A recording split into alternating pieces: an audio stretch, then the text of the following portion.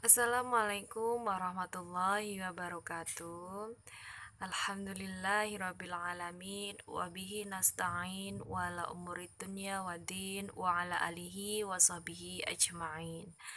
Hari ini kita bertemu lagi dengan mata pelajaran yaitu Pendidikan Agama Islam dan Budi Pekerti masih di kelas 10, yaitu kita di semester 1. Semoga kalian hari ini diberikan kesehatan selalu dan keberkahan dan ilmu yang bermanfaat. Hari ini kita membahas tentang meneladani perjuangan Rasulullah Sallallahu Alaihi Wasallam di Mekah. Nah, tujuan pembelajarannya apa? Hari ini dengan tema tersebut ada tujuan pembelajaran, yaitu yang pertama memahami substansi dan strategi dakwah Rasulullah Sallallahu Alaihi Wasallam di Mekah. Dan yang kedua, kalian nanti bisa mendeskripsikan substansi dan strateginya dakwah Rasulullah Sallallahu Alaihi Wasallam ketika di Mekah. Lanjut lagi. Yang pertama kita membahas yaitu kelahiran Rasulullah Sallallahu Alaihi Wasallam. Nabi Muhammad Sallallahu Alaihi Wasallam itu lahir di Mekah pada tanggal 12 Rabiul Awal, yaitu dia masuk tahun gajah. Kenapa dinamakan dengan tahun gajah?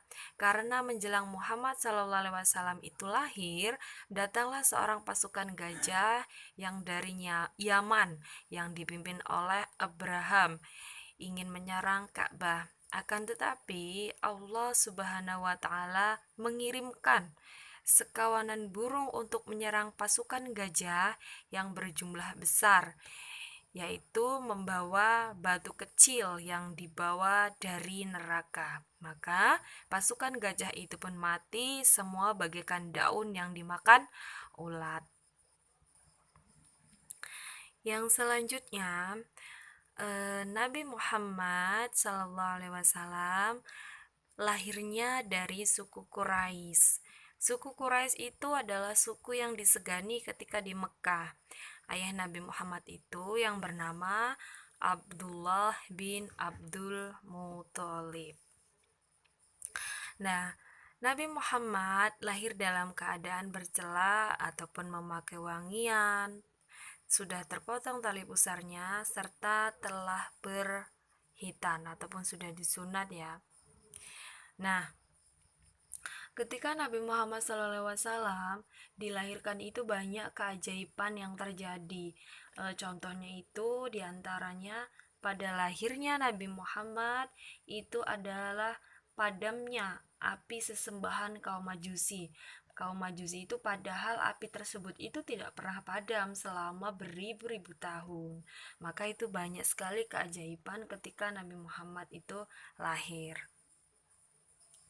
Selanjutnya, Nabi Muhammad telah ditinggal oleh kedua orang tuanya semenjak kecil, yaitu Abdullah. Meninggal ketika dalam perjalanan pulang berdagang. Ketika itu, Abdullah telah tiba di Madinah. Ketika itu, Madinah itu bernama Yastrib. Nabi Muhammad SAW itu masih dalam kandungan ibunya ketika waktu ayahnya itu meninggal. Dan ayahnya itu ketika meninggalkan harta bendanya, yaitu berupa apa? Berupa 5 ekor unta, sekawanan domba, dan seorang budak perempuan bernama Ummu Aiman, yang kemudian Ummu Aiman itulah yang menjadi pengasuh Nabi. Yang selanjutnya kita fokus ataupun sesuai dengan tujuan pembelajaran, yaitu tentang perjuangan dakwah Rasulullah SAW di Mekah.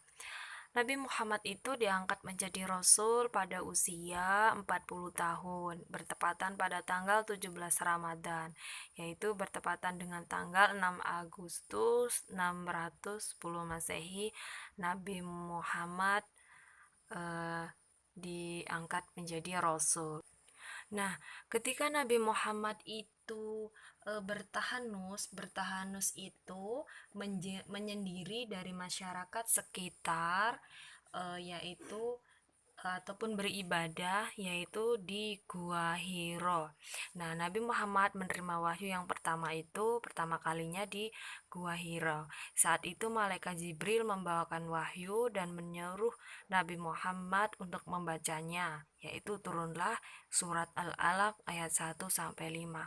Mulai dari situlah Nabi Muhammad menjadi nabi dan rasul bagi seluruh umat. Nah, 2 tahun kemudian Nabi Muhammad itu menerima wahyu yang kedua, yaitu pada surat Al-Mudassir ayat 1 sampai 7. Nah, setelah menerima wahyu yang kedua, Nabi Muhammad SAW mulai berdakwah secara sembunyi-sembunyi, menyebarkan agama Islam secara sembunyi-sembunyi. Yang pertama, tindakan dia adalah mengajak terutama keluarga terdekatnya terlebih dahulu untuk beriman kepada Allah. Tetapi setelah 5 tahun kemudian, Nabi Muhammad SAW berdakwah secara sembunyi-sembunyi. Allah memerintahkan beliau untuk berdakwah secara terang-terangan. Nah, di sini kita sudah jelas bahwa Nabi Muhammad itu pada usia 40 tahun mereka sudah menerima wahyu dari Allah, dan setelah itu dengan wahyu yang kedua Nabi Muhammad mulailah menyebarkan agama Islam secara terang-terangan. Nah, setelah menerima wahyu yang kedua itu Nabi Muhammad mensyiarkan agama Islam secara terang-terangan, lebih kurang lebihnya selama 5 tahun mereka bersembunyi-sembunyi, dan Allah memerintahkan beliau dengan berdakwah secara terang-terangan seperti yang diucapkan di dalam Quran surat Asy-Syura, yaitu ayat 214 yang berbunyi, Bismillahirrahmanirrahim. Wa angdir ashiratakal aqrabin. Dengan artinya, dan berilah peringatan kepada kerabat-kerabatmu ya Muhammad yang terdekat. Nah, Nabi Muhammad setelah itu mensyiarkan agama Islam. Banyak sekali metode dakwah yang dilakukan oleh Nabi Muhammad di Mekah. Yang pertama, yaitu mengutamakan masalah akidah daripada masalah lainnya. Yang kedua, mengajak kepada menyembah Tuhan yang Maha Esa. Yang ketiga, memperbaiki dan meluruskan cara menyembah Tuhan dengan benar. Yang keempat, di sini berdakwah secara sembunyi-sembunyi di kalangan terutama keluarga terdekat terlebih dahulu. Nah, kalian bisa lihat di sini saya berikan banyak sekali metode Nabi Muhammad SAW ketika berdakwah di Mekah. Ini ketika sudah secara terang-terangan. Nah, itu ada beberapa materi yang diberikan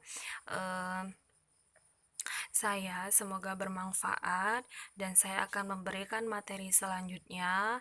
Nanti akan saya berikan materi yang selanjutnya itu sesuai dengan porsinya ataupun sesuai dengan kelas kita, yaitu kelas 10 masih di semester 1. Jangan lupa bantu dan dukung channel saya, like, subscribe, dan komen dengan sesuai dengan yang benar. Terima kasih dan semoga kalian semua mendapatkan kesehatan selalu dan Allah meridhoi semua perjalanan kalian dengan kebaikan. Saya akhiri, wassalamualaikum warahmatullahi wabarakatuh.